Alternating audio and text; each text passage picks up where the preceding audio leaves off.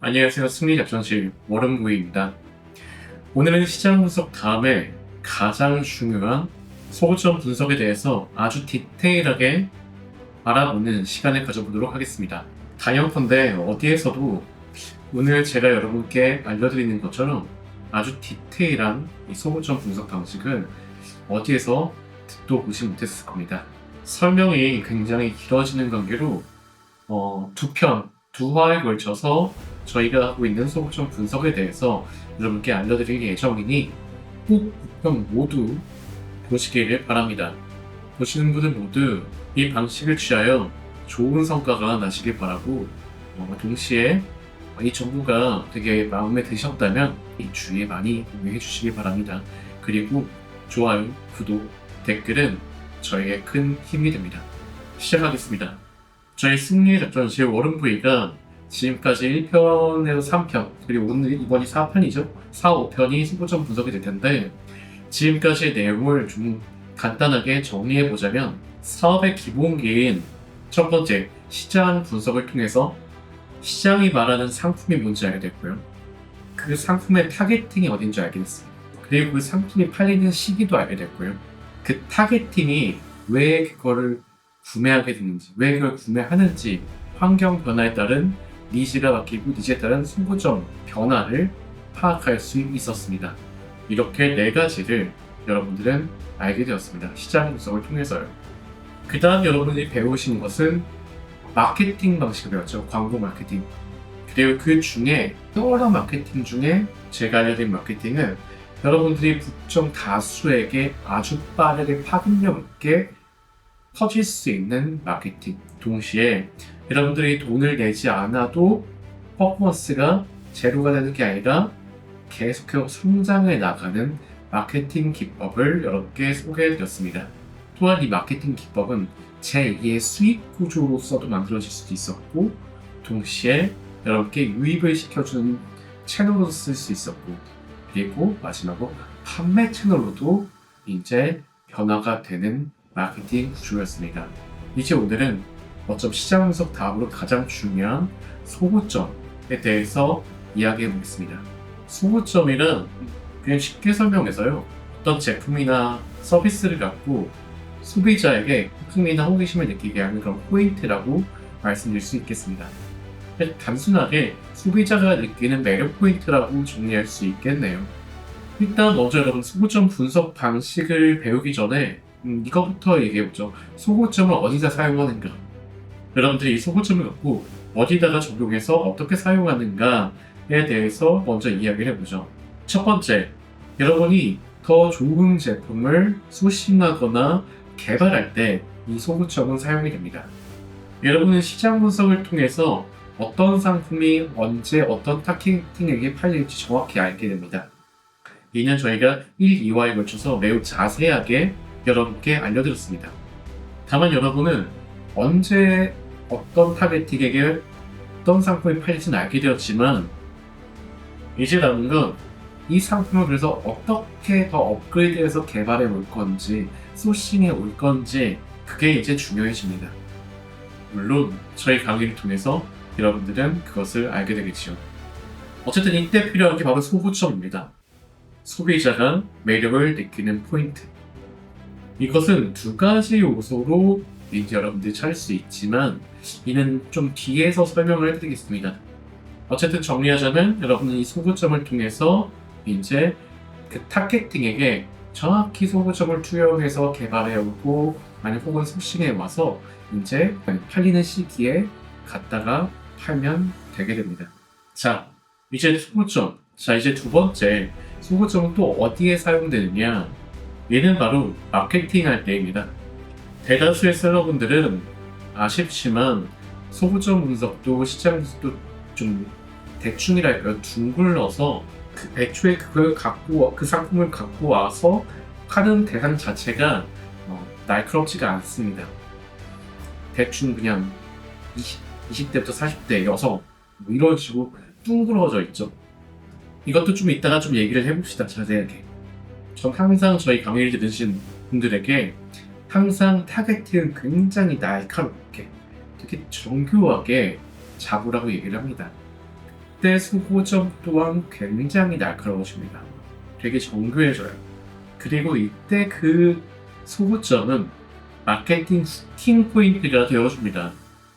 정밀한 타겟팅에게 그들이 가장 필요로 하는 소고점을 장전해서 정밀한 타겟팅에게 그들이 가장 중요한 포인트를 딱딱딱딱 쏘게되는 겁니다. 그때 그 마케팅, 특히 슈폰 마케팅은 그 타겟팅에게 날카롭게 조준되어서 그들에게 박혀서 그들을 움직이고 그들의 커뮤니티에게 널리 퍼지게 되기까지 합니다. 이런 소구점 분석이 되지 않는 마케팅은 어설프게 아까 말했듯이 20대부터 40대 여성 이런 식으로 대다수의 타겟팅을 공동으로 묶어서 이도저도 되지 않는 헛발질을 하는 그저 그런 마케팅의 경우입니다. 자, 이제 세 번째, 그럼 이 소구점을 또 어디다 이용하는가? 마지막은 여러분 광고 마케팅을 통해서 여러분 쇼핑몰로 이제 유입이 될 거잖아요. 그 유입될 때 그 소비자들이 상품 페이지를 모아서 결제를 메이드할 때 그 상품 페이지 만드는 거에 사용이 됩니다. 다수에게 노출된 여러분의 마케팅은 즉 타겟팅이 날카롭게 정해져서 그 타겟팅에 맞는 정교한 소구점이 붙어있는 그 마케팅을 보는 그 소비자와 하여금 굉장히 공감을 느끼면서 여러분 상세 페이지로 끌고 올 것이며 이제 여러분의 상세 페이지를 보고 이것을 구매할지 안 할지 결정을 하게 됩니다. 그때 여러분의 상세 페이지, 상품 페이지가 확신을 못 준다면 결제까지 메이드 되지가 않겠죠, 여러분. 바로 이 결제를 메이드 시킬 것이 바로 또 소구점입니다. 상품 페이지 만들 때 이 소구점이 그냥 바로 적용이 되는 겁니다. 방식은 슈퍼 마케팅 할 때 그 후킹과 비슷해요. 그러니까 그들이 원하는 그 포인트들을 소구점 하에서 후킹을 해서 마케팅을 하니 그 마케팅이 먹히는 것이었고 왜냐? 그들이 그 바라고 있었던 거니까요. 이는 상품 페이지 또한 같습니다. 여러분들 많이 들었을 거예요. 상세 페이지는 어떻게 만들어야 된다. 뭐가 어떻게 하니, 디자인을 어떻게 하니, 여러분들 어떤 순서대로 구성을 취하니 그런 거 다 필요가 없어요. 그들이 원하는 게 있잖아요. 날카롭게 타겟팅된 그들이 원하는 포인트, 그 소구점을 여러분이 마케팅을 때렸잖아요. 그들이 너무 와서 볼 때 그들이 원하는 그 포인트들, 소구점들이 1, 2, 3, 4 딱딱딱딱 나왔을 때 그때 그들은 맞아 이게 내가 필요했었지 하면서 메이드가 되는 거예요. 무슨 어떤 순서대로니 뭐 디자인이 어떻게 되니 뭐 이런 게 중요한 게 아니에요. 그들이 원하는 걸 나열을 해주는 거예요. 근데 이게 왜 안 되느냐? 애초에 여러분들의 대다수는 날카롭게 타겟팅 되지도 않아요. 그러니까 그들이 원하는 소고점만을 딱딱딱 분석한 게 아니라 둥글러서 그들의 특징, 디자인이나 말하기 때문에 여러분들의 그 상표 페이지나 마케팅 방식이 힘이 없는 거예요. 어쨌든 정리를 하자면 정말 날카롭게 조준된 타겟팅, 그 타겟팅 소고점의 확실한 완벽한 분석은 상품 준비, 개발이나 소싱, 그 다음에 마케팅, 그리고 상품 페이지, 상세 페이지 이 전 과정에 필요합니다. 자, 이제 이 소구점이 어디에 쓰였는지 얘기를 했으니까 이제 본격적으로 이 소구점 어떻게 분석을 해야 하는가에 대해서 한번 자세하게 얘기를 해봅시다. 소구점은 소비자가 느끼는 매력 포인트라고 단순하게 정리를 했어요. 그죠? 이 소구점은 여러분 정확히 두 가지로 나뉘어요.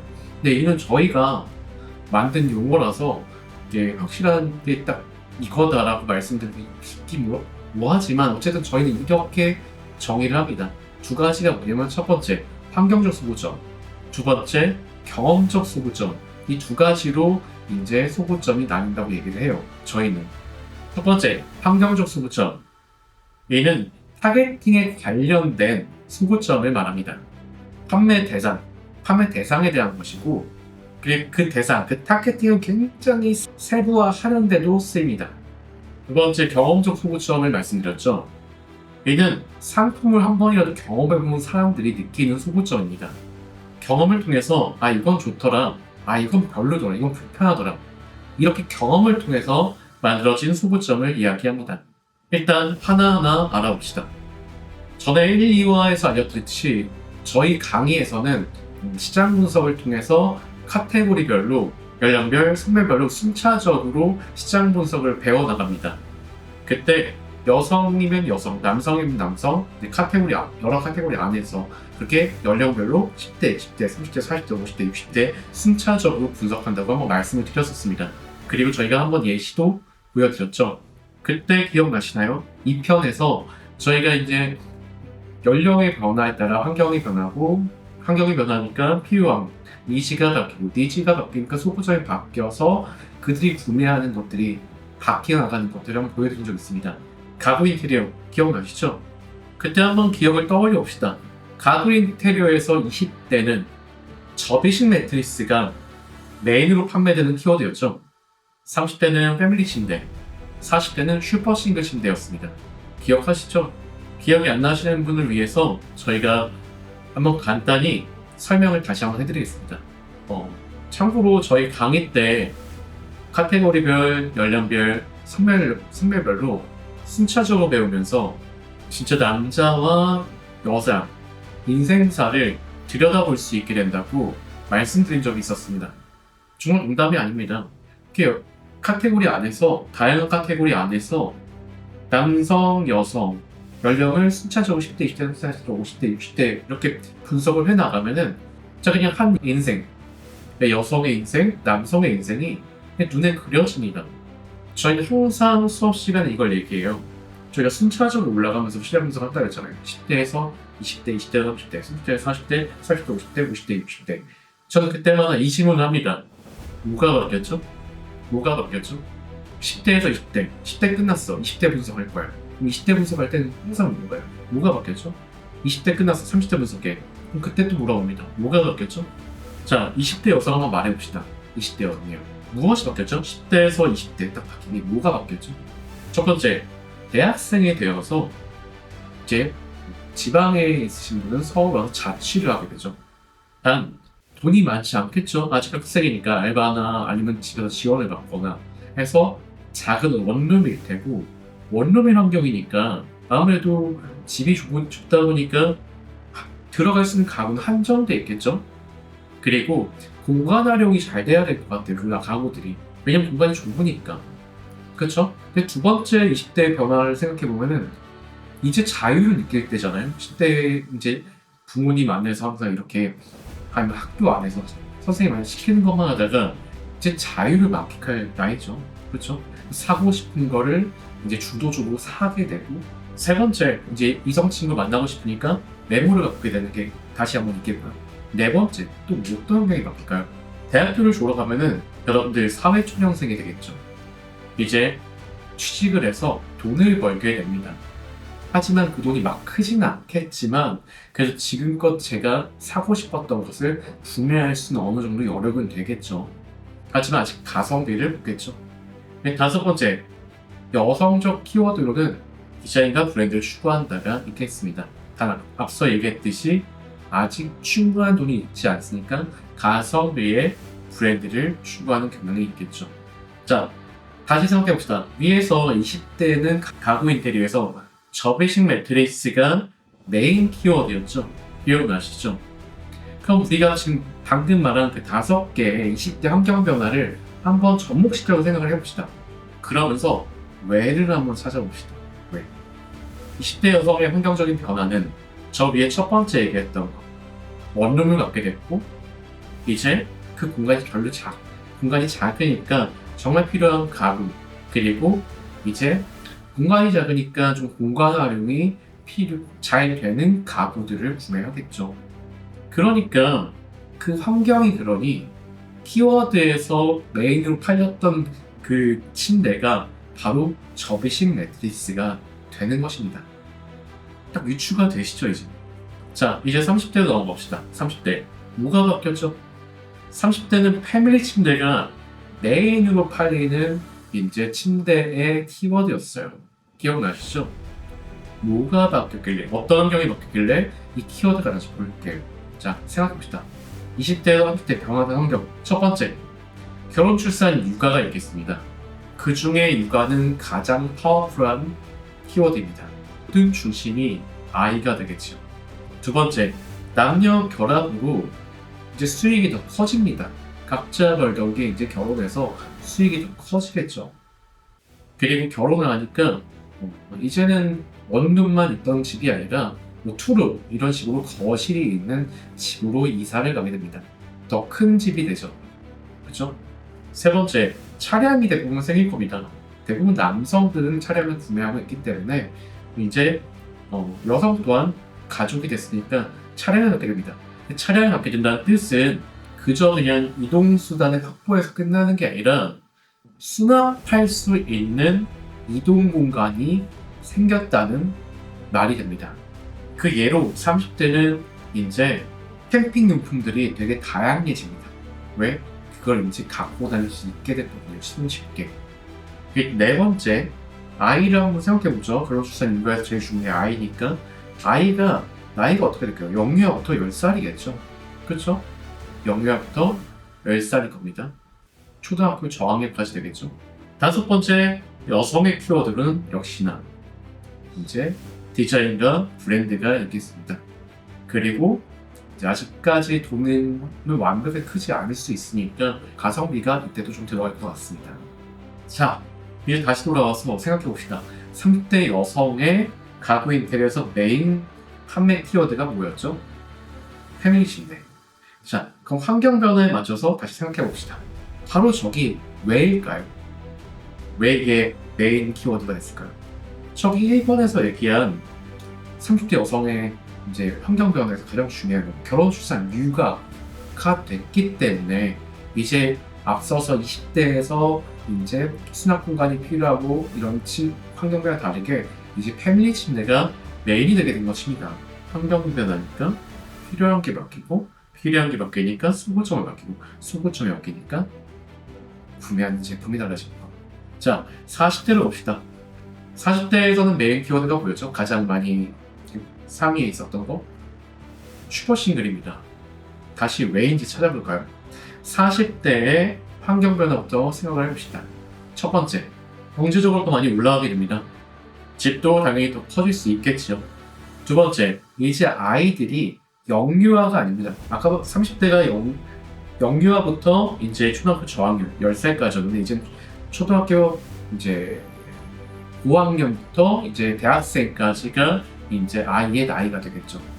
그리고 이런 아이는 이제 알아서 이제 학교나 학원을 혼자서 왔다 갔다 할 수 있는 나이가 되었겠지요.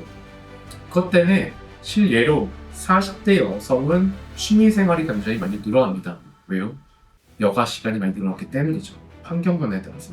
그래서 세 번째, 사회적 체면을 많이 챙기는 나이가 됐습니다. 그래서 가성비가 좀 들어가기보다 이때부터 브랜드를 추구하는 경향이 강해지겠죠. 그리고 네 번째, 늘 얘기했듯이 여성적 키워드에서는 디자인과 브랜드가 있겠습니다.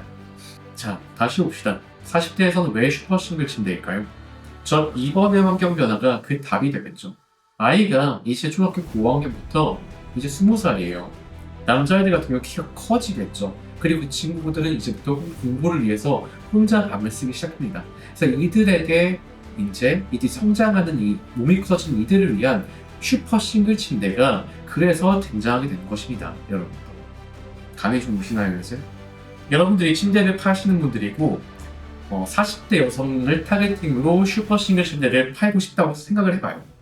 이런 소구점이 정확히 아시는 여러분이라면은 단순히 남들이 팔듯이 그냥 아늑한 침대, 뭐 수납이 잘 된 침대, 뭐 향균 침대 뭐 이런 식으로 그 특징을 열거하겠어요? 여러분들 뭐 위생이 좋다, 수납이 좋다, 뭐 아늑하다, 편안하다, 허리에 좋다 이런 걸 나열할까요? 여러분들 2차 40대 여성의 소구점을 완벽히 아신다면 이런 식으로 모두와 똑같이 둥글게 타겟팅을 잡고 둥글게 마케팅을 하고 상세 페이지를 한 것이 아니라 정확하게 이제 타겟팅된 대상에 날카롭게 그들의 소구점을 무기로 우리 아들의 첫 독립침대, 성장기에 가장 중요한 울 아이들의 첫 독립침대 등 정확하게 소구점 공략 포인트로 마케팅을 하고 상세 페이지를 가장 위부터 철저하게 소구점으로 딱딱딱딱 공략을 하겠죠. 이런 걸 다 아시는 여러분이라면은 저게 뚫게 안 하고요. 그죠? 애초에 제목 키워드부터 그렇게 하겠죠. 그죠? 아시겠습니까? 이것이 얼마나 중요한지. 이제 감이 오시나요? 그리고 저는 그런 얘기를 많이 해요. 여러분, 특히 이제 돈이 많이 없으신 여러분. 그러니까 돈이 많이 없다의 기준은 마케팅 퍼포먼스에 엄청난 돈을 쓸 수 없으신 여러분 대다수는 항상 타겟팅을 더 세밀하게 잡으셔야 된다고 저는 항상 얘기를 해요. 왜냐면 이 둥글게 잡힌 타겟팅을 통해 둥근 이제 모두가 얘기하는 그 특징 나열로 가시면요, 마케팅을 하시면요, 여러분들 대기업과 그리고 이미 자리 잡은 그 원탑셀러들 혹은 브랜드들 이런 분들이랑 싸울 수가 없어요. 그런데 여러분들 마케팅 그 퍼포먼스 자체가 다르니까 거기에 쓸 수 있는 자금 자체가 다르니까요. 그래서 초반에 얻어갈수록 날카롭게 조준된 곳에서 이 부분부터 먹어서 여기서 이제 성장하고 브랜드로 각인시키면서 그러면서 범위를 넓혀가야 되는 거예요. 여러분들 대다수는 그렇게 접근을 하셔야 돼요. 어쨌든 저는 이렇게 연령별, 생활별로 만들어지는 소고점을 환경적 소고점이라고 얘기합니다. 그리고 이는 환경적 소고점 안에서 가장 앞단 대형 카테고리를 맡습니다. 기억하세요. 환경적 소고점 앞에서 가장 앞단, 가장 윗단인 이 대형 카테고리, 이것은 바로 연령별, 성별별로 만들어지는 환경적 소구점입니다. 자, 일단 정리해보겠습니다, 여러분들. 오늘은 소구점이 무엇인지, 어디에 쓰이는지, 그리고 아주 중요한 소구점을 분석해 만드는 기준 중 가장 큰 앞단에, 윗단에 이제 대형 카테고리인 환경적 소구점을 배워왔습니다. 여기까지 오신 분들은 확실히 좀 소구점 이렇게 중요하구나, 이렇게 찾으면 되는구나 라고 어느 정도 감은 오실 거예요. 이제 간혹가다 이런 분들 많이 봤어요. 소구점 무슨 뜻인지 모르겠다, 뭐 이렇게 어렵다, 그렇게 생각하시는 분들 있다면 오늘 이 영상을 보시고 어디서부터 시작하는지 확실히 감을 챙겨보세요. 여기서부터 첫 스타트가 시작되는 겁니다. 근데 이것이 그냥 스타트예요. 모든 사람은 환경 변화에 따라 필요한 게 달라지고 필요한 거, 니즈가 바뀌니까 소구점이 바뀌고, 그러니까 구매하는 제품이 다른 겁니다. 그래서 우리는 이 환경적 변화, 어떠한 환경에 있는가, 이것이 소구점의 첫 시작이라는 겁니다. 그리고 이걸 알게 되면 굉장히 쉬워져요. 개발이고 소싱이고 마케팅이고 상세 페이지 작성까지. 자, 하지만 제가 말씀드렸죠. 이거 그냥 시작일 뿐이라고. 이제 더 디테일하게 들어가야 합니다, 여러분들. 그건 다음 편에 이어서 말씀드리도록 하겠습니다. 굉장히 중요한 내용이에요. 놓치시면 안 됩니다. 저희 채널이 이제 막 만든 채널이라 노출이 잘 안 돼요. 여러분들 진짜 팔로우랑 알림 설정 안 해놓으시면은 저희 거 랜덤하게 찾기가 힘드실 거예요. 그러니까 꼭 이제 구독을 눌러주시고 좋아요, 그리고 알림 설정, 댓글까지 적어주시면 다음 편 아주 중요한데 절대 놓치지 않으실 겁니다. 자, 승리의 작전실 워른부였습니다. 감사합니다.